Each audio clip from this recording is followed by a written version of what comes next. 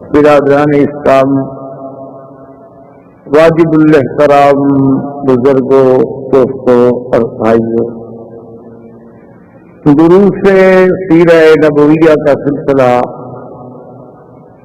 اللہ تبارک و تعالیٰ کے فضل و منت سے سرکار دو جہاں صلی اللہ علیہ وسلم کی ولادت مبارکہ سے لے کر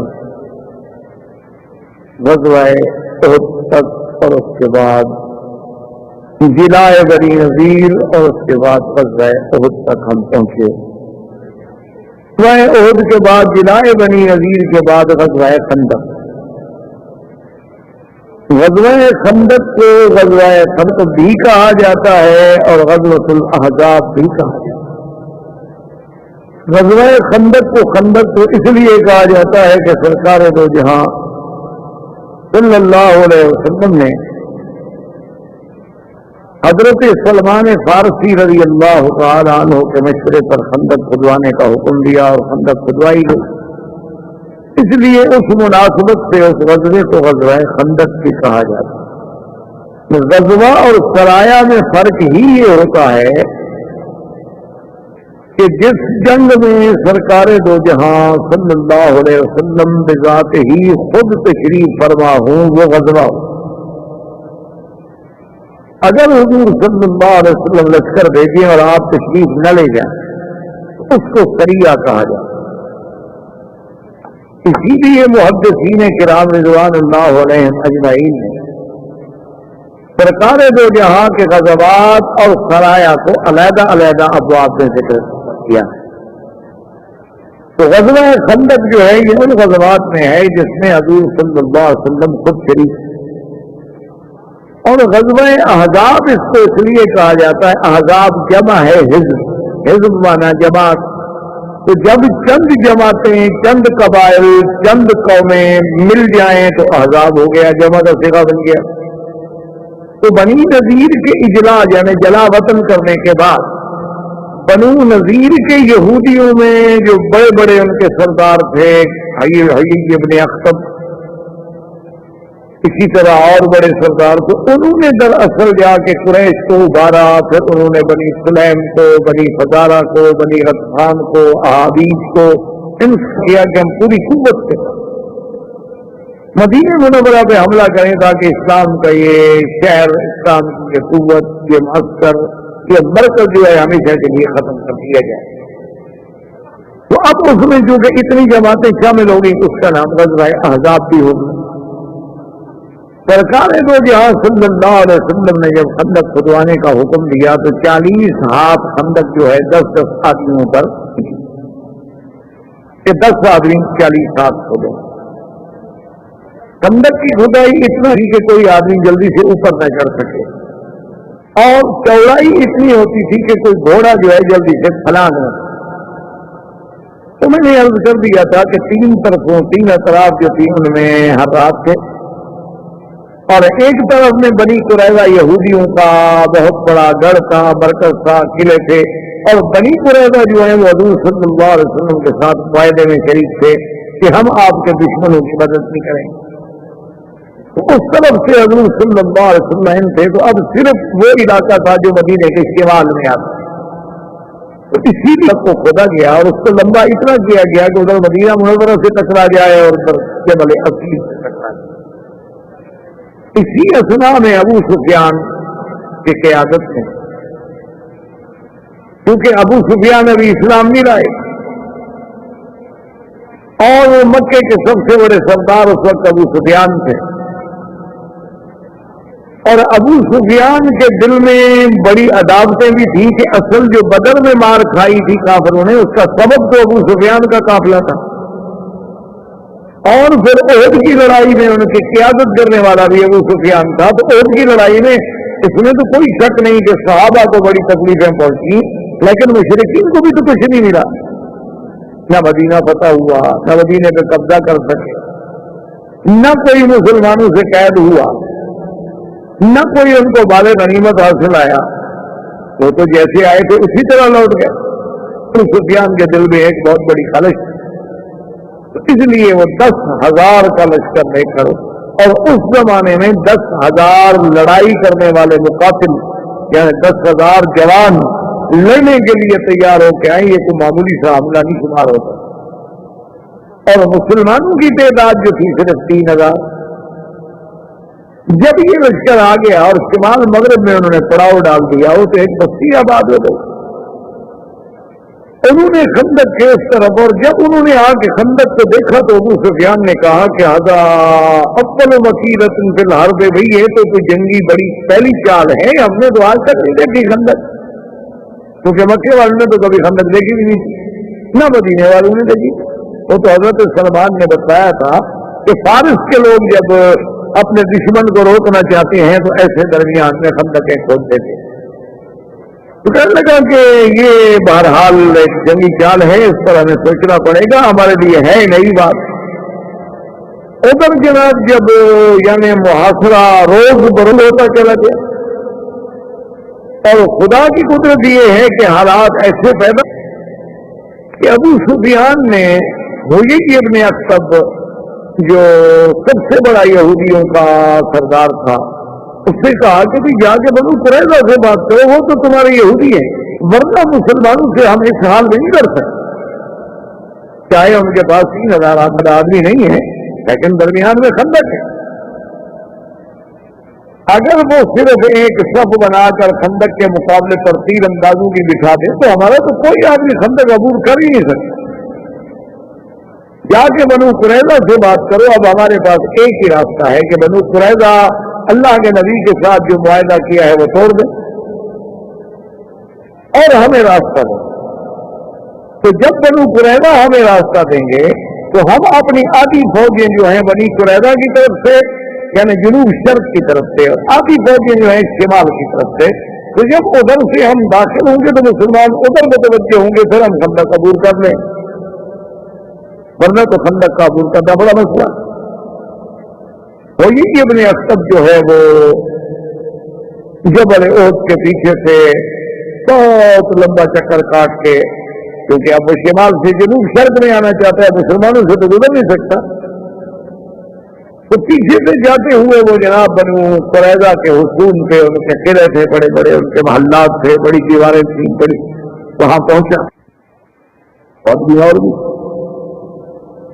اور اس میں بنی قریظہ کا جو سردار تھا اس کو آواز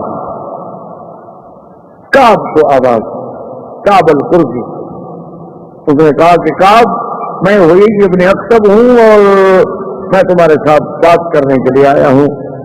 اور وہ اپنے محل پہ بیٹھا ہوا تھا, تو اس نے وہی سے ملازم سے کہا کہ اس سے کہو میں تمہارے ساتھ کوئی بات نہیں کرنا چاہتا. اس نے کہا عجیب بات نہیں ہو, تم یہودی ہو, یہودیوں کے ایک قبیلے کے سردار ہو, تم بنی قریظہ کے سردار ہو, میں بنی نذیر کا سردار ہوں, ہم مذہب ہیں, ہم مسلک ہیں, میں تمہارے گھر کے دروازے پہ چل کے آیا ہوں تمہارے لیے بات کرنے کے لیے, تم عجیب آدمی ہو, میرے ساتھ بات کرنے کے لیے بھی تیار نہیں ہو, یہ کیا بات ہے؟ تو میری بات نہ مانو لیکن میرے ساتھ بات تو کرو.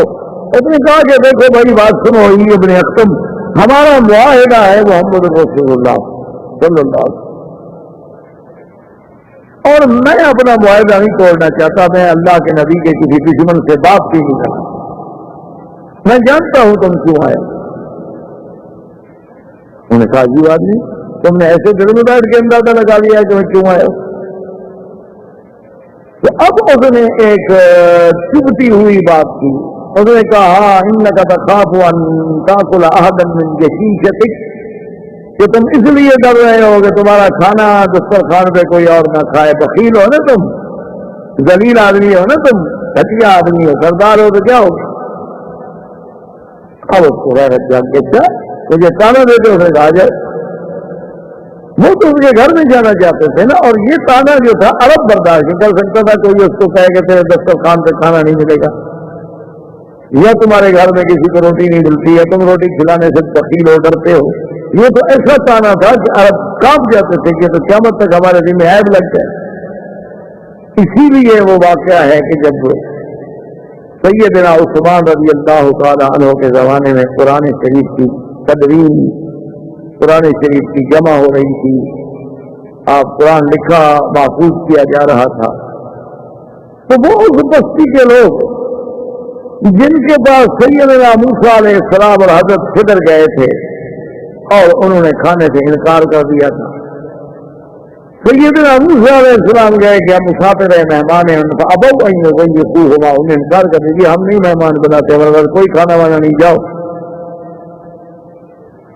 انطاکیہ کی وہ بستی، تو وہ بستی والے لوگ جو ہے ایک وفد لے کے صحابہ کی خدمت میں آئے. انہوں نے کہا بات یہ ہے کہ اللہ کے قرآن میں وہ واقعہ نقل ہو گیا ہے کہ ہمارے ان بڑوں نے پتہ نہیں کھانے کا انکار کیا تھا، بدبختوں نے کیا کیا تھا، ہم تو زندہ رہنے کے قابل نہیں رہے، سارے لوگ ہمیں تانا دیتے ہیں کہ کتنی لانتی تھے بستی والے کہ دو مہمانوں کو کھانا بھی نہیں دے سکے. تو تم مہربانی کرو، ہم سے جتنا دولت چاہیے، سونا چاہیے، چاندی چاہیے، پیسہ چاہیے، ہم دینے کے لیے تیار ہیں، صرف اتنی مہربانی کر دو کہ تم قرآن شریف لکھ رہے ہو، جمع کر رہے ہو. ابو انیوما میں بات کا نیچے والا نقطہ جو ہے نا یہ اوپر لگا دو، تے بن جائے، بس ہمارا کام ہو جائے گا. کیونکہ اگر نیچے نقطہ لگائے تو پڑا جائے گا نا ابو انیوما، اور اوپر اگر دو نقطے لگا دو تو اتو انیوما کہ بستی والے بھاگ کے آئے گا جی دعوت قبول کریں. تو انکار کے بجائے ان کی دعوت ہو جائے گی تو ہماری عزت بچ جائے گی. اس نے کہا بدبختو عزیزوں کو تم اب اللہ کے قرآن کی زبردیر بدل دیں گے، تم چاہے سارا ملک ہمیں دے دو، ہم خدا کا قرآن کیسے بدل سکتے؟ کیونکہ اگر ہم یہ صرف ایک نقطہ بدل دیں تو پھر پورے قرآن میں تشکیق ہو گئی، کیونکہ پورا واقعہ بدل گیا. کیا کہہ رہے ہو؟ اور اللہ کا قرآن غیر محرف و غیر مبدل ہے، جس میں نہ نقطہ بڑھایا جا سکتا ہے نہ کم کیا جا سکتا ہے. تو اللہ کی حفاظت میں ہے. اگر ہم ایک جگہ لکھ دیں گے تو کیا ہو جائے گا؟ جو سینوں میں محفوظ ہو چکا ہے وہاں کون پڑے گا؟ اسی لیے یہ بھی قرآن کا 21ویں صدی کا بولتا سمجھیں کہ آج بھی جو پوری دنیا میں شیعہ یہ شور کرتا ہے کہ یہ قرآن ناقص ہے، محرف ہے، مبدل ہے، اور اصل قرآن جو ہے وہ مصحف علی اور مصحف فاطمہ ہے جو غار میں محفوظ ہے اور منتظر مہدی کے پاس ہے. وہ جب آئیں گے تو وہ نکال کے لے آئیں گے، قائم آل محمد جب ظاہر ہوگا تو وہ لے کے آئے گا. تو اللہ کی شان دیکھیں کہ صنعا یمن میں سیدنا علی کے اپنے ایک ہاتھ اور قلم سے لکھا ہوا قرآن مل گیا، اور اس پر پوری دنیا کے بڑے بڑے جرمنی اور یورپ ان کے بڑے بڑے ماہرین جو ہیں آثار قدیمہ کے ان کی تحقیق کے بعد یہ بات پایا، ثبوت پہ پہنچ گئی کہ واقعی یہ 100 سال پہلے لکھا گیا ہے اور یہ صحیح لکھا. اور وہ اوراق مبارک اتنے بوسیدہ ہو چکے تھے کہ اس سے پتہ نہیں کئی لاکھ ڈالر انہوں نے معاوضہ دیا ہے اس کمپنی کو کہ جو مثالے کے ساتھ ان کاغذوں کو پھر جوڑے اور ان کو پھر زندہ رکھے تاکہ وہ کاغذات پھٹ نہ جائیں. تو اب اس کو انہوں نے صنعا میں باقاعدہ وزارت الشؤون الاسلامیہ نے زیارت کے لیے رکھ دیا ہے اور لاکھوں لوگوں نے جا کے اپنے آنکھوں سے دیکھا ہے. اور سیدنا علی کا جو اپنی قلم کا لکھا ہوا ہے قرآن اس میں اور حضرت عثمان کے قرآن میں ایک زبر زیر کا فرق بھی نہیں.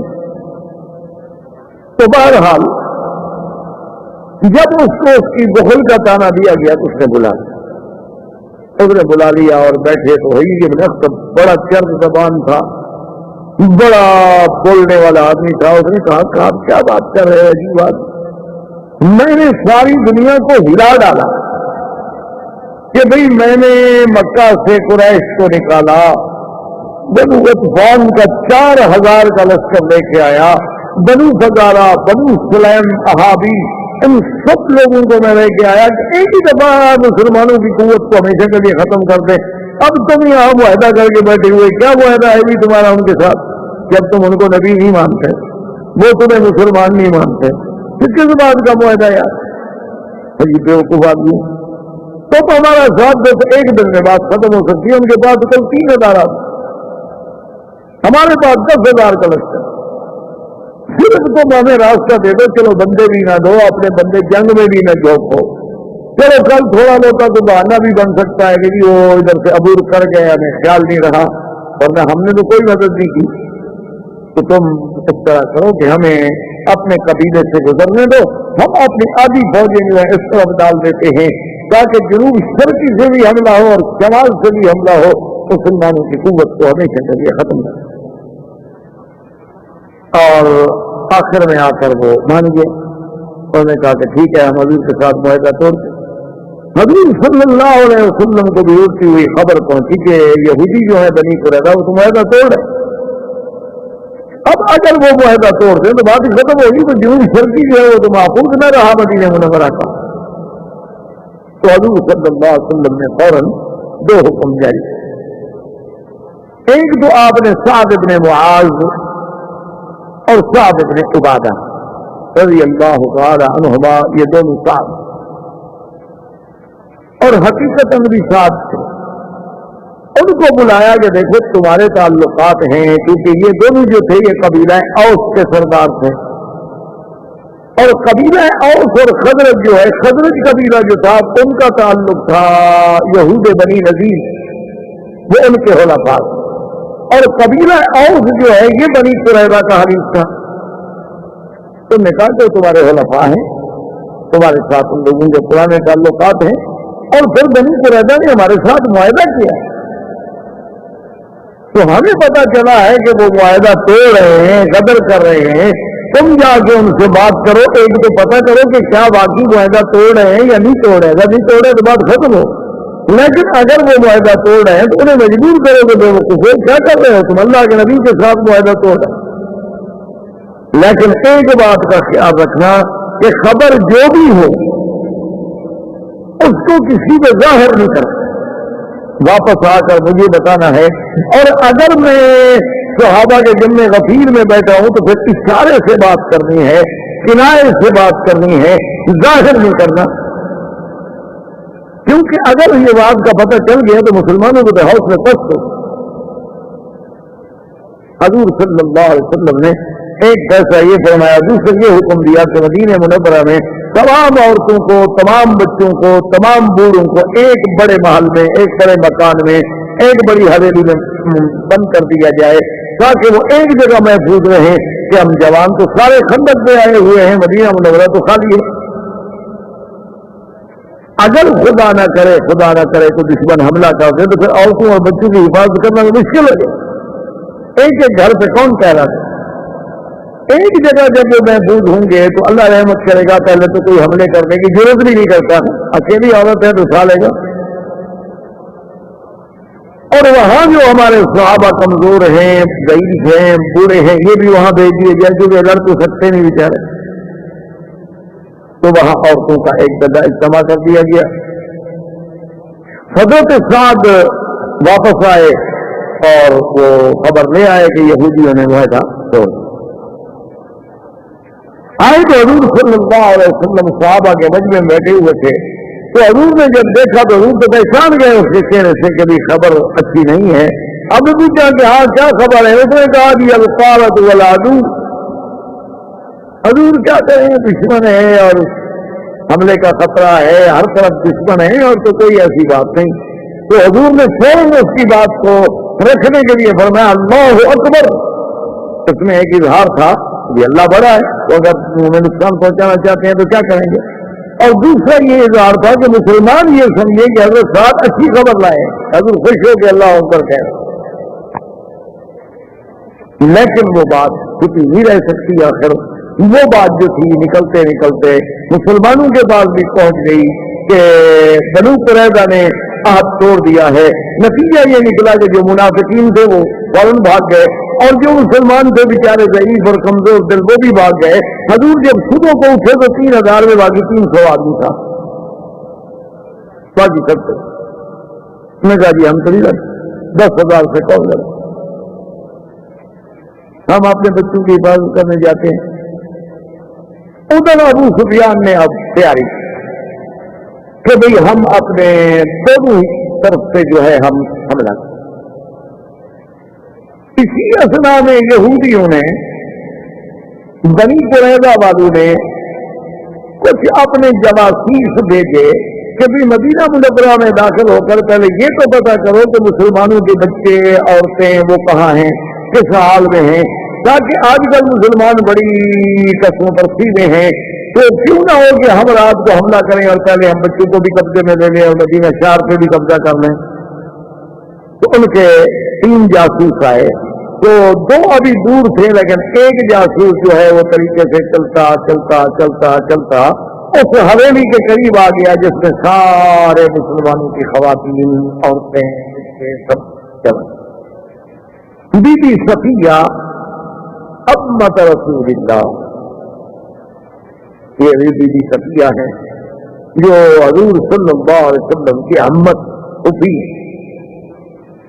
تو انہوں نے جب دیکھا تو حضرت حسان ابن ثابت جو حضور کے شاعر تھے، اس وقت ان کی عمر 7، انہوں نے حسان ابن ثابت سے کہا کہ حسان، یہ جو بندہ اس طرف سے آ رہا ہے اس کو میں نے نظر رکھی ہوئی ہے، یہ تو دشمنوں کا جاسوس معلوم ہوتا ہے، اور اگر یہ خبر لے کر واپس چلا گیا تو یہ حصہ بھی مدینے کا خالی ہو جائے گا اور حضور کے لیے ایک اور پریشانی کا سبب بن جائے گا کہ عورتیں اور بچے اکیلے۔ تو تم مہربانی کرو، یہ لکڑی پکڑو اور یہ جب گلی سے گزرے نا تو اس کو ڈنڈا مارو، تاکہ ان کا جاسوس اگر مر گیا نا تو ڈر جائیں، کہیں کہ بھی نہیں مسلمانوں کے بچے اکیلے نہیں ہیں وہاں، اس کا مطلب ہے کہ لوگ ہیں۔ حضرت حسان نے کہا، اس نے کہا میں تو شیر کہنا جانتا ہوں، میں ڈنڈے شنڈے نہیں مارتا، میں تو کمزور آدمی، اسی لیے تو عورتوں کے ساتھ بیٹھا ہوں، بہادر ہوتا حضور کے ساتھ نہ جاتا۔ میں اگر لڑائی لڑنے والا اتنا بہادر بندہ ہوتا تو میں پھر ادھر حضور صلی اللہ علیہ وسلم کے ساتھ بیٹھا ہوتا خندق پہ، یا میں یہاں عورتوں کے ساتھ بیٹھا ہوں۔ تو بی بی صفیہ نے کہا کہ اچھا ادھر ہٹ جاؤ۔ تو بی بی صفیہ نے اپنے دوپٹے کو اور اپنی چادر کو کمر میں کھسا اور ڈنڈا لے کے کھڑی ہوئی، اور جب وہ گزرا تو بس ایک ہی ضرب ماری ہو تو اسی وقت ختم۔ تو سب سے پہلے یعنی مومنوں میں سے مدینہ منورہ کے اس غزوہ احزاب میں عورتوں میں سے سب سے پہلے لڑائی لڑنے والی بی بی صفیہ ہے، جو صفیہ رضی، اور یہ عبداللہ بن زبیر کی والی چھوٹی عورت تھی۔ یہ اتنے بڑے گردے والی عورت تھی، تو اس نے جناب جب اس دشمن کو مار دیا تو باقی عورتیں بھی تیار ہو گئی۔ انہوں نے کہا بھی صفیہ نے بہادری دکھائی ہے تو ہم کیوں نہ دکھائیں؟ انہوں نے کہا ٹھیک ہے جی، سب عورتیں تیار ہو گئی، 10 کی ٹولیاں بنا کے قلعے بنا کے اس قلعے پر پہرا، کوئی بھی دشمن ہم یہاں سے نہیں گزرنے دیں گے، حضور کو تو پریشان نہ ہونے دیں۔ اب یہودیوں کو خبر ملی کہ ہمارے جاسوس مر گئے، انہوں نے کہا بھی مدینہ منورہ میں اگر انہوں نے جاسوس مار دیے اس کا مطلب ہے کہ یہاں بھی ٹھیک ٹھاک ان کا انتظام، لہٰذا ادھر سے تو حملہ نہ۔ مشرکین مکہ کے بہت بڑے بڑے جو بہادر لوگ تھے وہ اس سے گیا، انہوں نے کہا ابو سفیان دیکھو بات، ہم یہ خندق آج عبور کرتے ہیں، جو ہوگا دیکھا جائے، یہ کیا ہے کہ اتنے دن سے ہم انتظار میں یہاں پڑے ہوئے ہیں، ادھر کبھی یہودی کہتے ہیں تمہارے ساتھ ہیں، کبھی کہتے ہیں ٹھہر جاؤ، کبھی کہتے ہیں صبر کرو، کبھی کہتے ہیں شام کل حملہ کریں گے، یہ ہم سے برداشت نہیں ہوتا، آج ہم نے خندق عبور کرنی ہے، جو ہو سو ہو۔ انہوں نے کہا ٹھیک ہے۔ تو ان میں سب سے بڑا بہادر تھا عمر ابن ہد، بہت بڑا، 80 سال اس کی عمر تھی، لیکن وہ اتنا بڑا جنگجو تھا جسے یعنی وہ کہتا ہے کہ مجھے اپنی زندگی میں شکست یاد ہے، اور اس کے سامنے آنے سے بڑے بڑے بہادر جو تھے وہ خطرہ تھے۔ عمر ابن ہد اور اکرمہ، ابی جہل اور نوفل ابن زبیر، یہ 3 آدمی جو تھے ان کے پاس چونکہ عرب کے اصیل گھوڑے تھے، بڑے نسل والے گھوڑے تھے، یہ سردار لوگ تھے، گھوڑے اور اونٹ تو پھر یہ رکھتے تھے نا چن چن کر۔ ابھی جہل کی جو اونٹنی تھی، آپ حیران ہوں گے، اس زمانے ابو جہل کی اونٹنی جب ابو جہل مارا گیا نا، وہ مارے غنیمت پہ آئی تو حضور کے پاس آ گئی، تو حضور صلی اللہ علیہ وسلم جب اس کے مکے پہ آئے تو مکے والوں نے کہا کہ اس ایک اونٹنی کے بدلے ہم سے 100 اونٹنی لے لیں۔ حضور مہربانی کرے ایک اونٹنی آپ ہمیں دے دیں، ہم سے 100 اونٹنی لے لیں۔ میں کہ نہیں، میں تو نیت کر چکا ہوں گی، یہ ضد ہوگی جناب، اب یہ تو قربان ہو۔ میں کہا حضور 100 اونٹنی پہ کر دیں، ایک اونٹنی تو چھوڑ دیں، کسی کو بھی دے۔ اس طرح ان کے پاس گھوڑے اور اونٹ تھے، تو ان تینوں نے کیا کیا کہ اپنے دور سے جا کر گھوڑے دوڑائے اور گھوڑوں نے جناب چھلانگ لگائی اور خندق قبول کر گئے۔ اب خندق قبول کرنے کے بعد جب آ گئے تو نے کہا مسلمانوں کوئی ہے تم میں ہمارا مقابلہ کرنے والا؟ میدان میں نکلا۔ لڑائی تو بعد میں ہوگی نا، پہلے مبارزت ہوتی تھی کہ ایک ایک آدمی برابر کے لڑتے۔ حضور صلی اللہ علیہ وسلم نے فرمایا کہ بھائی کون پہلے عمر ابن بدھ نکلا، عمر ابن بدھ کے مقابلے سے کون جاتا ہے؟ تو سب صحابہ وہ 300 میں سے کوئی ہمت نہ کر، اتنا روز تھا۔ حضرت علی رضی اللہ تعالیٰ عنہ کھڑے ہوئے، انہوں نے کہا کہ یا رسول اللہ فاضل لی، آپ نے فرمایا اجلس، بیٹھ جاؤ۔ بیٹھ گئے، اس نے دوبارہ للکارا، کسی مسلمان نے جواب نہ دیا۔ حضرت علی رضی اللہ تعالیٰ پھر کھڑے ہو گئے، نے کہا رسول اللہ فاضل لی ہے نا، وہ قاتل یہ اسلام کا دشمن ہمیں للکار رہا ہے، سب لوگ ڈر رہے ہیں کہ وہ بڑا جنگجو ہے، بڑا بہادر ہے، کیا ہے؟ اللہ میں اجلس کر تین سے پتا جب اس نے للکارا کہ اچھا مسلمانوں میں میرے مقابلے پہ آنے والا اب کوئی بھی نہیں، پھر کھڑے ہو گئے، نے کہا فاضل لیا اس کو، اب نے فرمایا ٹھیک ہے اجازت ہے مقابلہ کرو۔ اب 17 سال کی عمر ہے حضرت علی کی، اور سامنے اتنا بڑا جہانگیر آدمی، اور حضرت علی پیدل چل کے آ رہے ہیں، وہ تو گھوڑے پہ۔ جب حضرت علی پیدل آئے تو اس نے کہا کہ دیکھو علی، تم بھی ابھی طالب کے بیٹے ہو اور جانتے ہو کہ میں عمر ابن بدھ ہوں، تم میری شجاعت کو جانتے ہو، لیکن میں جانتا ہوں تم ایک بڑے اچھے خاندان کے بیٹے ہو اور تم ابھی بچے ہو، تمہارا میرا مقابلہ کیا ہے؟ تم واپس جاؤ، کسی بوڑھے آدمی کو جو کھا پی چکا ہو اس کو میرے مقابلے پہ بھیجو، تم بچے ہو، جوان ہو، میں نہیں چاہتا کہ تم پہلی دفعہ میری تلوار کی زد میں آ جاؤ، تم جا کے کسی بوڑھے بندے کو بھیجو۔ حضرت نے فرمایا کیا کہہ رہے ہو؟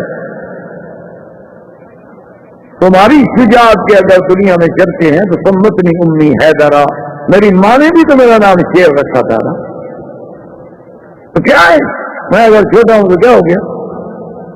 تو عمر ابن بدھ دیکھیں، اس کا اتنا قیمتی گھوڑا تھا، اترا غصے میں اپنے گھوڑے کو تلوار ماری تو گھوڑا ٹوٹ گیا۔ میں نے کہا ایک بچے کے سامنے میں گھوڑے پہ چلوں اور وہ پیدل لڑے میرے ساتھ، یہ تو میرے لیے ذلت ہے، موت ہے کہ میں سوار ہوں اور ایک بچہ مجھے سڑک پہ کھڑا چیلنج کر رہا ہے۔ اسی غصے میں آ کر اس نے اپنے گھوڑے کو اتنی زور سے کہ اس کی دین کو کاٹتے ہوئے گھوڑا 2 ٹکڑے ہو گئے، اور اس کے بعد وہ دوڑا اور پوری قوت کے ساتھ سیدنا علی پہ حملہ کیا۔ کیونکہ حضرت علی خفیف آدمی تھے، حضرت علی رضی اللہ عنہ جھول دے گئے، وہ اپنی قوت میں گرا اور ٹکڑے۔ جب وہ گرا اور حضور نے فرمایا اللہ اکبر، یا اللہ، پہلی ابتدا تو خیر سے ہو گئی نا۔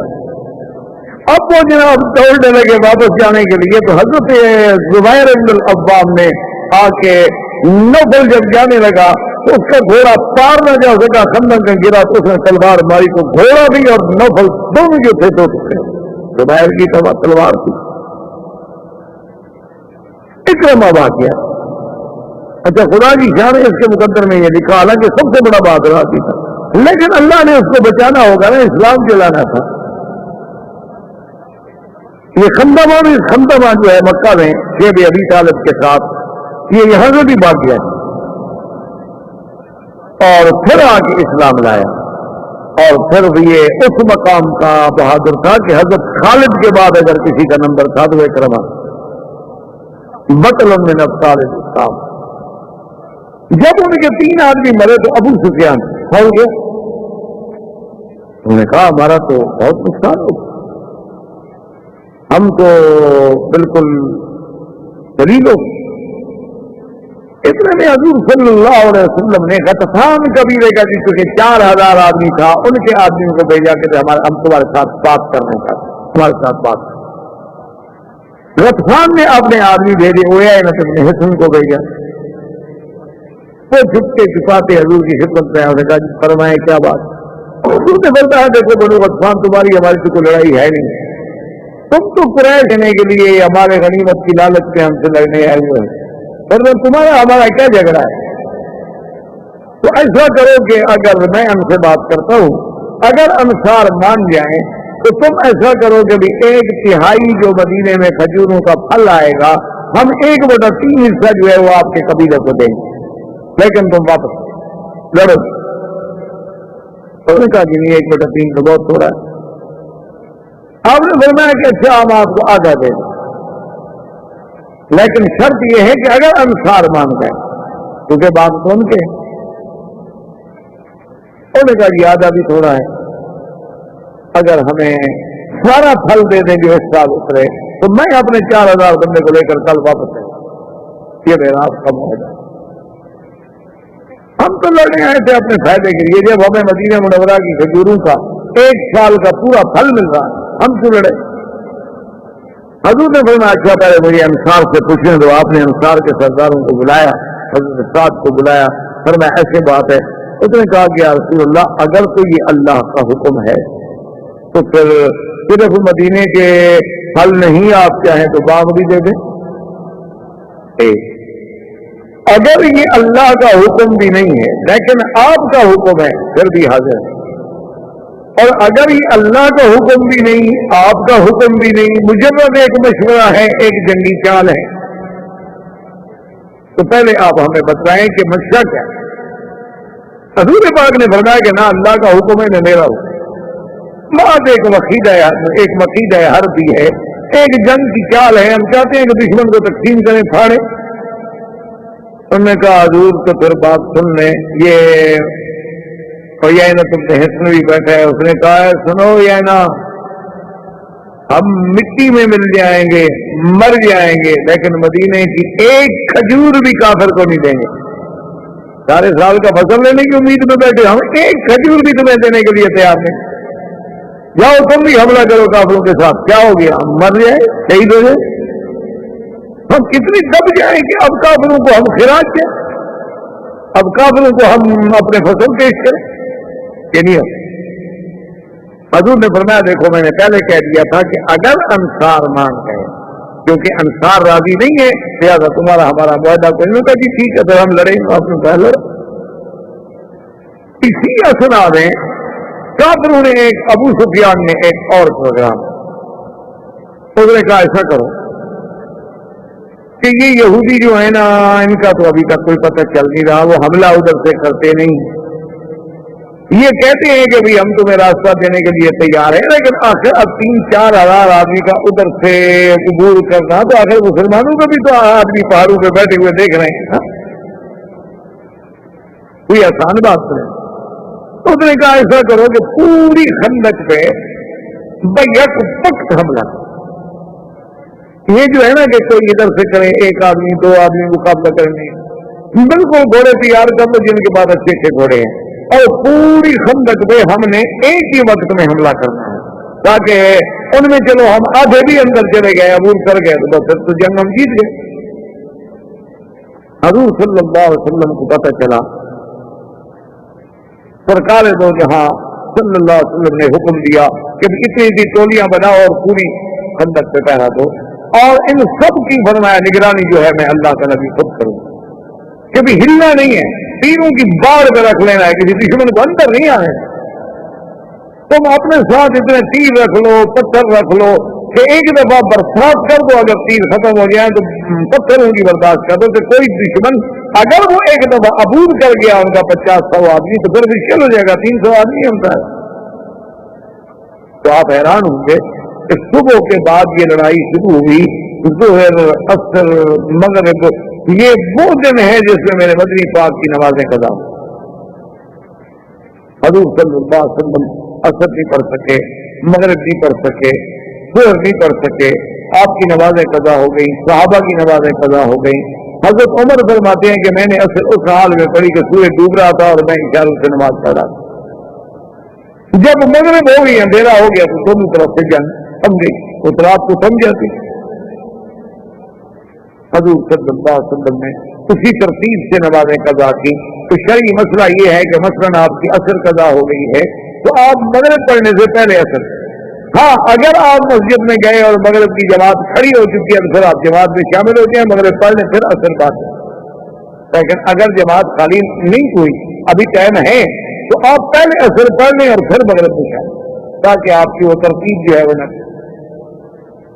حضور پاک نے پہلے ظہر پڑھی، پھر عصر پڑھی، پھر مغرب پڑھی، اور اس کے بعد بیٹھ کے حضور نے دعا کی کہ یا اللہ ان ظالموں نے تیرے نبی کی نمازیں بھی قضا کی، میرا اللہ آج ہم اتنے خوف میں ہیں کہ ہم نماز بھی نہیں پڑھتے۔ اور اس کے بعد وہ مشہور دعا ہے حضور صلی اللہ علیہ وسلم کی کہ اللہم استر عورات، اللهم استر عوراتنا آمن روآتنا خفف لوآتنا اللهم اهزمهم اللهم انزل عليهم باسك الذي لا يرد عن القوم الكافرين اللهم مزقهم كل ممزق. ادھر حضور دعا فرما رہے ہیں، صحابہ پریشان ہیں، اور ایک شخص جس کا نام تھا نعیم ابن مسعود، یہ کافروں کا بہت مانا ہوا، یہ چھپتے چھپاتے رات کی تاریکی میں پہنچا اور سیدھا حضور کی خدمت میں آیا اور کہنے لگا کہ حضور آپ کوئی دل میں خوف نہ کریں کہ میں بری نیت کے ساتھ آئی، اشہد اللہ الہ الا اللہ واشہد ان محمد رسول اللہ، میں شہادت دیتا ہوں آپ اللہ کے نبی ہیں. یہ اتنا بڑا واقعہ تھا کہ مسلمانوں پر جان کی بنی ہوئی، محفوظ ہیں، اپنی جان بچا رہے ہیں. آج کوئی آدمی اسلام قبول کرے، حضور نے فرمایا اچھا نہیں، تمہارے اسلام کو اللہ بھی قبول فرمائے، ہم نے بھی قبول کر لیا ہے. اس نے کہا حضور فامر نہیں، مجھے حکم دو. ہم نے فرمایا نہیں، کیا حکم دو؟ تم ایک آدمی کیا کرو؟ ہم 300 تھے، چلو اب 301 ہو گئے. تو اللہ کے بندے کون سا کوئی پانچا پلٹ گیا جنگ کا؟ تم جو مجھے کہتے ہو حکم دو، تو ایک بندے کے اضافہ ہو جانے سے کیا ہو جائے؟ اس نے کہا حضور جنگ تو ایک آدمی بھی لڑ سکتا ہے، اگر آپ مجھے حکم دیں تو میں جنگ لڑ سکتا ہوں. میں کیا کہہ رہے؟ اس نے کہا حضور بتا، میں چونکہ مسلمان ہو گیا ہوں، اب میرے لیے بڑا مشکل ہے کہ میں جھوٹ کیسے بولوں، اور دوسری بات یہ ہے کہ میں اب آپ کا کلمہ پڑھ چکا، آپ کو نبی مان چکا، آپ کی شان میں گستاخی کیسے کروں؟ اگر ان دو چیزوں کی مجھے آپ اجازت دے دینا تو میں جنگ لڑ سکتا ہوں اکیلا بھی. حضور نے فرمایا کہ جنگ میں تو جائز، الحرب خطہ، جنگ تو ہے ہی دھوکہ. تو نے کہا حضور اگر اجازت ہے نا تو میرے اسلام کا اعلان بھی نہ کریں، ابھی مجھے کسی کو پتہ نہیں کہ میں مسلمان ہو گیا، ابھی کسی بندے کو پتہ نہیں ہے کہ مسلمان ہو گیا، میرے اسلام کو آپ رات میں رکھیں، مجھے جانے دیں، انشاءاللہ اللہ کو منظور ہے تو میں ایک دن کے بعد آپ کو اچھی خبر دوں. انہوں نے فرمایا نہیں تم کیا کرو گے؟ انہوں نے کہا حضور سب یہ بات ہے، مجھ سے چھوڑ نہیں. وہاں سے چھپتا چھپا تھا. اس نے کہا کہ پہلے ابو سفیان کے پاس جانے کے بجائے بنو قریظہ میں جاؤ، وہ تھوڑا طرف قریب تھی، تو سیدھا جناب بنو قریظہ کے پاس پہنچا. رات کی تاریکی میں آواز دی تو کعب نے، ان کے سردار نے اس کو بلا لیا. اس نے کہا تم جانتے ہو میں کون ہوں؟ اس نے کہا نہیں ابن مسعود. انہوں نے کہا تم جانتے ہو میرا حضور کے ساتھ کتنی بڑی دشمنی ہے؟ کہیے بھیا باقی آپ تو حضور کے دشمن ہیں. انہوں نے کہا یہ بھی جانتے ہو کہ میرا تمہارے ساتھ ایک تعلق ہے اور میرے تمہارے ساتھ کچھ احسانات ہیں؟ انہوں نے کہا یہ بھی مان بھائی تم بھی تو سردار ہو، آپ تمہارے احسان ہے تو کیا ہوا، آپ بھی سردار ہیں، ایک دوسرے سے ہوتے رہتے. انہوں نے کہا تم جانتے ہو کہ میں آج رات کی تاریکی میں کیوں آیا ہوں؟ یہ تو بتا. اس نے کہا میں تمہاری خیر خائی کے لیے آیا ہوں، لیکن اس بات کو اپنے پیٹ میں رکھنا. انہوں نے کہا کیا؟ اس نے کہا دیکھو 45 دن ہو گئے محاصرے کو، 45 دن میں ہم مسلمانوں کا ایک بندہ نہیں مار سکے، وہ ہمارے 4 مار چکے ہیں. ابو سفیان اور اس کی فوج میں بالکل اپنا دل ہار گئے ہیں اور وہ فیصلہ کر چکے ہیں واپس جانے کا، اور وہ بھاگنا چاہتے ہیں اور تمہیں کہتے ہیں کہ ادھر سے حملہ کرو. وہ مروانا چاہتے ہیں اور یہ جنگ ہار گئے، وہ تو مکے چلے جائیں گے، ان کا تو کچھ بھی نہیں بگڑے گا. بنو غطفان چلے جائیں گے اپنے قبائل میں، تمہیں تو مسلمان نہیں چھوڑتے، تمہارے قبیلے کو تمہارے تو بوٹی بوٹی کر دیں گے مسلمان، جو تم نے غداری کی ہے نا، اور تم مدینے کے رہنے والے ہو، تم کہاں بھاگو گے بدبخت. بنو نذیر کا حشر دیکھ لیا نا. اس نے کہا یہ میں کیسے مان لوں کہ ابو سفیان بھاگ رہا ہے، وہ تو بس مکے سے رش کر لے گا، اسے کہا دے میری ایک خیر خائی ہے، مانو نہ مانو، لیکن میری بات کسی کو نہ کرنا، راز دل میں رکھنا، نہیں ماننا بالکل نہ ماننا. میں تمہاری ایک خیر خائی کے لیے بات کہہ رہا ہوں، سمجھ میں آ جائے غور کرنا اس پر، اگر نہ سمجھ میں آئے جو تو بس اس بات کو پھینک دیں. انہوں نے کہا بتاؤ. انہوں نے کہا ابو سفیان کے پاس وفد بھیجو، ان کو کہو کہ اگر واقعی اللہ کے نبی سے لڑنا ہے، مجھے پتہ لگا ہے تم بھاگ رہے ہو، اگر لڑنا ہے تو اپنے 10 سردار بھیجو ہمارے پاس، وہ ہمارے قبائل کے ساتھ مل کے حضور پہ حملہ کریں گے، تاکہ اگر تم بھاگو تو ہم ان 10 کو پکڑ لیں گے اور ہمارے تسلی ہو جائے۔ انہوں نے کہا اگر اس نے کہا وہ 10 آدمی نہ بھیجے تو سمجھ لینا وہ تمہیں مروانا چاہتا ہے، اور اگر 10 آدمی بھیجے وہ سفیان سے کیا تو ٹھیک ہے تم حملہ کرو حضور کو، ادھر سے ہم کریں گے ادھر سے تم کرو۔ کہا ٹھیک ہے۔ انہوں نے کہا بس اس بات کو دل میں رکھ رہا ہوں۔ کہا یار آج تم رہو۔ نے کہا خدا کے بندے جب کیا ہے وہ کل کی بات کرو، رات کیسے رہوں، صبح دن میں کیسے نکلوں میں؟ تو ڈاٹا مار کے نکلا، وہاں سے نکلتا دوسرا راستہ طے کرتا ہوا ابو سفیان کے پاس آ گیا۔ السلام علیکم۔ انہوں نے کہا نہیں وہ مسعود ہو؟ انہوں نے کہا یا ابا سفیان هل تعلم عداوتی مع رسول صلی اللہ علیہ وسلم، اللہ کے نبی کے ساتھ میری دشمنی کا تمہیں پتا ہے؟ انہوں نے کہا نعم، کون انکار کر سکتا ہے، تم تو ہمارے بھائی ہو، تم تو دشمن ہو حضور کے۔ انہوں نے کہا پھر ایک بات ہے لیکن راز کی سب لوگوں کے سامنے نہیں بتا سکتا۔ اس نے کہا اچھا، علیحدہ ہو گیا۔ اس نے کہا مجھے پتا چلا ہے کہ بنو قریظہ جو ہے نا وہ ڈر گئے، وہ کہتے ہیں یہ اللہ کا سچا نبی ہے کہ جس کے بعد 300 بندہ ہے اور 10,000 بندہ اس پہ حملہ نہیں کر پا رہا، 45 دن ہو گئے، اور 10,000 آدمی 300 والوں کا ایک بندہ نہیں مار سکے، 300 والے 10,000 کے 5 مار چکے ہیں سردار۔ تو وہ ڈر گئے، وہ کہتے ہیں یہ اللہ کا سچا نبی ہے تو اس سے لڑنا جو ہے بہت مشکل ہے۔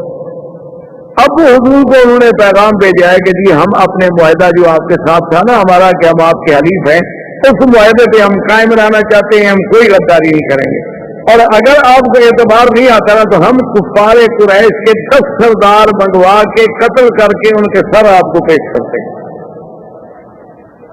اگر ہم 10 سرداروں کو قتل کرا کے ان کے سر آپ کی خدمت پہ بھیج کے پھر کو آپ اعتبار کریں گے نا ہم آپ کے خیر خواہ ہیں اور قریش کے دشمن ہیں، اگر نہ بھیجیں تو ٹھیک ہے پھر ہم بھی غدار ہیں۔ میں نے کہا اچھا یہ بات ہوئی؟ اس نے کہا دیکھو بات سنو، زیادہ گرمی کھانے کی ضرورت نہیں ہے، اگر یہودی آپ سے 10 بندے مانگیں کہ بھئی ہمارے پاس آپ نے 10 بندے بھیجو تو پھر سمجھ لینا کہ میری رپورٹ صحیح ہے، اگر وہ آپ سے 10 بندوں کا مطالبہ نہ کریں تو پھر میری اطلاع غلط ہے، پھر یہ بات باہر نہیں نکالنے کسی کو، کیونکہ مجھے بھی تو کسی نے بتائی ہے۔ تو نے کہا ٹھیک۔ اب جناب صبح کو ابو سفیان نے جب اپنا آدمی بھیجا کہ بھائی 3 دن ہو گئے ہم کہتے ہیں روز حملہ کرو تو حملہ نہیں کرتے کیا بات ہے؟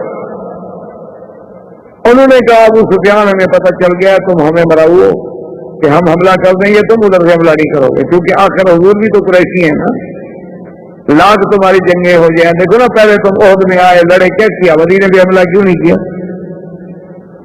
اور جب تم حضور پاک بدر پہنچے تو تم نے ابو جہل کو پیغام بھیجا کہ لڑائی نہ کرو، واپس آ جاؤ، جب قافلہ مکے آ گیا لڑائی کی کیا ضرورت ہے، تمہارے اندر کچھ کھوٹ ہے، اس لیے آپ اپنے 10 سردار بھیجیں جو ہمارے پاس رہیں گے پھر ہم حملہ۔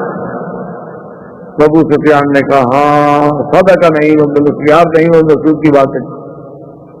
اس نے ٹھیک ہے یہ بدبخت ہم سے 10 آدمی مانگ رہے ہیں کہ وہ قتل کر کے حضور کو پیش کرنا چاہتے ہیں سلو کے لیے۔ انہوں نے کہا اچھا ٹھیک 10 آدمی مانگتے ہو؟ نے کہا مان۔ انہوں نے کہا اچھا پھر میں آخر اپنی قوم سے مشورہ کر کے جواب دوں گا، اب اتنی جلدی تو میں جواب نہیں دوں۔ انہوں نے کہا ٹھیک مشورہ کر لو، لیکن اگر 10 آدمی نہیں بھیجو گے تو ہم حملہ نہیں کریں۔ حضور صلی اللہ علیہ وسلم عشاء کی نماز پڑھ کے بیٹھے ہیں اندھیرے میں، سوچ رہے ہیں کہ بھئی نعیم ابن مسعود نے جو کہا تھا کیا ہوا؟ تو نعیم ابن مسعود جو ہے چھپتے چھپاتے آ گیا۔ اس نے کہا حضور اب مجھے ظاہر نہیں کرنا، لیکن انشاءاللہ اللہ پاک رحمت کرے گا، اب یہودی اور قریش مل کر آپ سے نہیں لڑتے، ان دونوں کو میں نے توڑ دیا۔ حضور نے فرمایا وہ کیسے؟ تو اس نے تو سارا قصہ سنایا۔ اور فرمایا نہیں تم تو اکیلے آدمی جنگ لڑنے کے قابل ہو۔ حضور میں نے تو کہا تھا کہ میں ایک بندہ بھی لڑ سکتا ہوں، آپ فکر نہ کریں، اب ان کا اعتبار ٹوٹ چکا ہے، وہ 10 آدمی مانگ رہے ہیں، وہ 10 آدمی نہیں دیتے، اور دونوں متفق ہو کر تو حملہ کرتے ہیں۔ اب یہ البتہ ہو سکتا ہے کہ قریش اکیلے بھی لڑے حملہ کرے، لیکن وہ ان کا ساتھ نہیں دیں گے دونوں قریش۔ اس نے فرمایا چلو اچھا ایک طرف سے تو ہم مطمئن ہو گئے نا۔ حضور صلی اللہ علیہ وسلم نے فرمایا کہ صحابہ سے من یاتینی بخبر القوم، सहाबा में से कोई आदमी है जो जाए और उस लश्कर में, दुश्मन के लश्कर में जाए, अंदर दाखिल हो, पता करे कि अब ये हालात जो पैदा हुए हैं नहीं इनकी बात से, अब क्या सोच रहे हैं अबू सुफियान। हम फरमाया खबरिल कौम फलहुल जन्नह, कौन है जो कौम की खबर लेके आए उसकी जन्नत का मोहम्मद मदनी जिम्मेदारी लेता है। सहाबा में से कोई हिम्मत नहीं करता, इतना रोग है, अपने 10,000 का लश्कर है और रात इतनी ठंडी, इतनी शदीद है कि हजरत हुदैफा फरमाते हैं शदीद अल-ज़ुल्मति शदीद अल-बर्द शदीद अल-खौफ शदीद अर-रीह, कि उस रात में ये 4 चीजें जमा हो गई थी कि ठंडी भी सख्त, हवा भी सख्त, डर भी सख्त और अंधेरा भी सख्त। तो 3 दफा कहने के बाद भी जब कोई ना उठा तो हजरत हुदैफा कहते मैं वैसे उठने लगा कि मेरे पैर में मौज आई हुई थी, मैं ज्यादा बैठ नहीं सकता था। रसूल ने समझा कि शायद मैं खड़ा हो गया हूं, तो आपने फिर मैं अच्छा कब या हुदैफा उठो तो मुझसे, हमने कहा तो यार आप क्या कर सकते, इनकार तो नहीं कर सकता था, लेकिन मेरी तो वही जान निकल गई कि सर्दी में तो अभी बाहर निकल के वैसे मर जाऊंगा, खबर क्या ले। खबर लाने की कुव्वत तो तब होगी, मैं तो हजूर के खेमे में बैठा हुआ ऐसे काम रहा हूं, दांत मेरे बज रहे हैं, खेमे से बाहर निकलते हुए तो मैं खत्म हो जाऊंगा। हजूर ने बोला फज़ा बिया हुदैफा लेकिन ला तहदुस अमरन हत्ता युखबिरनी, खबरदार कोई कदम नहीं उठाना जब तक कि मुझे खबर न दे। मैं कहा नाम या रसूलल्लाह, कहते हैं जब मैं जूं ही खेमे से निकला कान्नी फिल हम्माम, मुझे ऐसे मालूम होता था कि मेरे अल्लाह ने ऐसे इंतजाम कर दिया कि गोया मैं हम्माम की गर्मी में बैठा हूं, कोई सर्दी नहीं, कोई हवा नहीं, कुछ नहीं, मैं तो बिल्कुल ठीक ठाक नशीब हो गया। और उसी हिफाजत के साथ में चलता चलता चलता, क्योंकि शदीद अंधेरा था, गार में अपने खंदक में उतरा, खंदक अबूर की दुश्मन, मैं जनाब उस मकाम पे पहुंच गया जहां अबू सुफियान आग जल रही थी, आग फेंकने पे बैठा हुआ था और सारे सरदारों को जमा कर रहा था, इलैकुम या कुरैश, इलैया या कुरैश, इलैया या कुरैश, दौड़ के आओ, हमने फैसला करना है। कहता है कि उसकी पुष्ट मेरी तरफ थी, मेरे पास इतना अच्छा मौका था आज दुश्मन की कुव्वत को तोड़ने का, मैंने तीर कमान पे चढ़ाया कि चलो बाकी मुकाबले तो होते रहेंगे, पर अबू सुफियान को तो खत्म करो। अगर अबू सुफियान अपने कर्म में मारा जाता है तो फिर कुरैश हमारे साथ कब लड़ेंगे, वो तो और डर जाएंगे ना कि हमारे घर में आकर हमारे सरदार को मार दिया। लेकिन हत्ता ज़कर तो कौल रसूलल्लाह, मुझे हजूर का फरमान याद आ गया कि हुदैफा खबरदार, कोई काम नहीं करना, सिर्फ खबर लानी है जब तक। कहते इतना बड़ा मौका, लेकिन इताअत रसूल सबसे मैं वापस खबर लेके अबू सुफियान ने कहा भाई बात सुनो, हालात ये हो गए हैं, यहूदियों ने गद्दारी कर ली है और ठंड में खा रही है। और हुदैफा कहते मैं ये देख रहा था कि खेमे उड़ रहे हैं, देगें उड़ रही हैं, जानवर उड़ रहे हैं। तो अबू सुफियान ने कहा मालूम होता है अल्लाह के नबी की बद्दुआ लग गई, हम मुकाबला नहीं कर सकते, भागो। तो सब ने कहा कि अर रहील, बिल्कुल अच्छी बात है, तैयारी करो, भागो। उन्होंने कहा देखा नहीं है कि घोड़े उड़ रहे हैं, जानवर उड़ रहे हैं, ऊंट उड़ के उधर पड़ रहे हैं, खेमे हमारे उड़, कौन मुकाबला करेगा भाई अल्लाह के नबी के साथ कैसे, भाई आखिर हवा के साथ कौन लड़े। तो कहते हैं कि मैं जल्दी से वापस आया, मैं जब आया तो देखा कि हजूर नमाज पढ़ रहे हैं, हजूर पे कपड़ा है, और यूं ही मैं हजूर के खेमे में दाखिल हुआ तो मुझे सर्दी ने फिर पकड़ लिया। वो तो वहां तक थी, यहाँ तक तो हजूर का हुक्म था कि जाओ और खबर ले आओ। मैं चला गया मुतमैन, कोई सर्दी नहीं, वापस आया कोई सर्दी नहीं, खेमे में दाखिल होता गया सर्दी शुरू, फिर अपनी तभी हालत पे आ गया। तो हजूर ने इशारा किया कि मेरे करीब आ जाओ, तो मैं करीब आके बैठा, हजूर ने अपना कपड़ा जो था आधा मेरे ऊपर डाला और मैं वही हजूर का कपड़ा लपेट के बैठ गया। हजूर नमाज पढ़ रहे हैं, हजूर नमाज से फारिग हुए, आपने फरमाया कि हाँ बतलाओ खबर क्या है। मैंने अर्ज किया हजूर खबर बिल्कुल अल्हम्दुलिल्लाह खैर है। अबू सुफियान ऐसे कह रहा था, मालूम यही होता है कि अब उनके पांव नहीं टिकते हैं, वो भाग। हजूर ने फरमाया इन्नल्लाह इस्तजाब दावतना, अल्लाह ने हमारी दुआ सुनी। और जनाब जब सुबह का तारा चमका, पौ फूटी, सूरज निकला, देखे तो वहां तो ना कुरैश है ना कुरैश का कोई लश्कर है, न वहां जनाब कोई चीज है। उनके तो रातों रात में सुबह होने से पहले मदीने से बात, जो उड़ गए, जो माल मिल गया, जो खेमे छोड़ गए, किसी के जानवर छोड़ गए और भाग गए, मैदान साफ हो गया। حضور صلی اللہ علیہ وسلم مطمئن ہو کر مدینہ منورہ میں تشریف لے آئے، اور آپ اپنے گھر میں جانے کے بعد آپ نے غسل کا ارادہ فرمایا کہ میں غسل کر لوں۔ ابھی آپ غسل فرما رہے تھے کہ صحابی کہتے ہیں کہ دہیہ کلبی کو ہم نے دیکھا، حضور کے صحابی تھے کہ وہ حضور کے گھر دروازے سے اندر داخل ہو رہے ہیں، اور اس کے بعد ہمیں پتہ نہیں لگا، اتنی دیر میں حضور حمام سے آیا اور دہیہ سامنے تھا، لیکن جب حضور قریب آئے تو دیکھا وہ جبریل ہے اور دہیہ کی شکل میں۔ انہوں نے کہا الصلاۃ والسلام علیک یا رسول اللہ، آپ نے کپڑے اتار دیے، زیریں اتار دی؟ انہوں نے کہا ہاں میں نے، ہم نے اتار۔ انہوں نے کہا سنا ابھی تک فرشتوں نے تو زیریں نہیں اتاری، ہم تو اسی طرح تیار کریں۔ اللہ کا حکم ہے کہ بنی قریظہ پر فوراً محاصرہ، چلو قریش سے بھاگ گئے، یہ تو گھر کا دشمن بیٹھا ہوا ہے، فوراً محاصرہ کریں۔ اور صحابہ کہتے ہیں ہم نے دیکھا کہ دہیہ جا رہے ہیں بنی قریظہ کی طرف، تو ہم حضور کی خدمت میں دوڑے، حضور دہیہ جا رہے ہیں، دہیہ نہیں ان جبریل یرید بنی قریظہ، جبریل جا رہے ہیں، اور لا یصلی ان صلاۃ العصر الا فی بنی قریظہ، کوئی آدمی اب عصر کی نماز نہ پڑھے الا بنی قریظہ۔ حضور صلی اللہ علیہ وسلم وہاں پہنچے، بڑا تفصیل، بڑا عجیب واقعات ہے اس میں کہ بنو قریظہ جاتے ہوئے صحابہ کرام رضوان اللہ علیہم اجمعین کے لیے ایک اور امتحان پیدا ہو گیا کہ راستے میں عصر کا وقت آ گیا۔ اب کچھ صحابہ کہیں کہ نماز پڑھو اور کچھ صحابہ کہیں کہ نہیں، حضور نے فرمایا ہے کہ نماز تو نہیں پڑھنی الا بنی قریظہ۔ بعد میں کہا اللہ کے بندے لا یصلی ان صلاۃ العصر الا فی بنی قریظہ کا معنی یہ تھا کہ بھی جلدی کرو وہاں پہنچو، یہ معنی تھوڑا ہے کہ راستے میں نماز بھی آ جائے اپنی پڑھنی۔ تو بعد میں راستے میں نماز پڑھ لی، اور کچھ صحابہ نے نماز وہاں بنی قریظہ میں جا کے پڑھی۔ جب حضور صلی اللہ علیہ وسلم کو خبر دی گئی کہ ہاکذا فعل اصحاب یا رسول اللہ، تو آپ نے فرمایا کلاہما علی الحق، ان دونوں نے حق پر عمل کیا ہے، کوئی بات نہیں۔ یہی وہ چیزیں ہیں جن سے ائمہ استدلال کرتے ہیں کہ اگر تو ائمہ فقہا کا اختلاف ہے تو مجتہدین کا اختلاف ہے، کسی ایک جانب کو ہم منکر نہیں کہہ سکتے۔ یہ تو ہم کہہ سکتے ہیں کہ بھی ہمیں امام ابو حنیفہ کا قول پسند ہے، ہم اس پہ عمل کر رہے ہیں، لیکن ہم یہ نہیں کہہ سکتے کہ دوسرے کا قول غلط ہے، اس کو منکر نہیں کہہ سکتے، کیوں؟ اجتہاد تو اس نے بھی کیا، چاہے وہ خطا پر بھی ہو۔ حضور صلی اللہ علیہ وسلم نے بنی قریظہ کا جا کر محاصرہ کیا، اور ان سب نے حصن میں قلعے میں بند ہو گئے، اور ان کے پاس چونکہ ان کو پتا تھا کہ ہمارے پاس اتنا مال ہے کہ اگر 1 سال تک بھی محاصرہ جاری رہے ہمیں تو غم ہے ہی نہیں، ہمارے پاس سب کچھ ہے، کھانا پینا اسباب سب مکمل۔ تو اب حضور صلی اللہ علیہ وسلم نے، ابھی لبابہ ایک صحابی تھے، وہ ان کا بھی کسی زمانے میں بنی قریظہ کے ساتھ تعلق تھا، تو وہ جب ادھر سے گزرنے لگے تو ان کے ایک سردار نے بلا کے پوچھا کہ ابھی لبابہ ہمیں بتاؤ تو صحیح، آخر محاصرہ جو ہے حضور کا، اور حضور کہتے ہیں کہ قلعے سے نکلو، اگر ہم قلعے سے نکل آئے تو حضور کیا فیصلہ کریں گے؟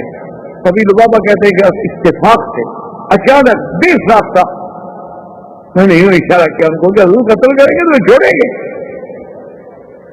اس کے فوراً بعد مجھے خیال ہے انی خنت اللہ و رسولہ، میں نے کیا کیا؟ میں نے تو خیانت کی، اللہ کے رسول کا راز میں نے کھول دیا۔ میں شرم سے وہاں سے بھاگا، سیدھا مسجد نبوی میں آیا، اپنی بیوی کو بلایا، میں نے کہا کہ مجھے اس مسجد کے ستون کے ساتھ باندھ دو۔ اسی لیے اس زمانے ابھی لبابہ آج بھی مدینہ منورہ میں ریاض الجنہ کے ٹکڑے میں وہ ستون ہے جس سے لکھا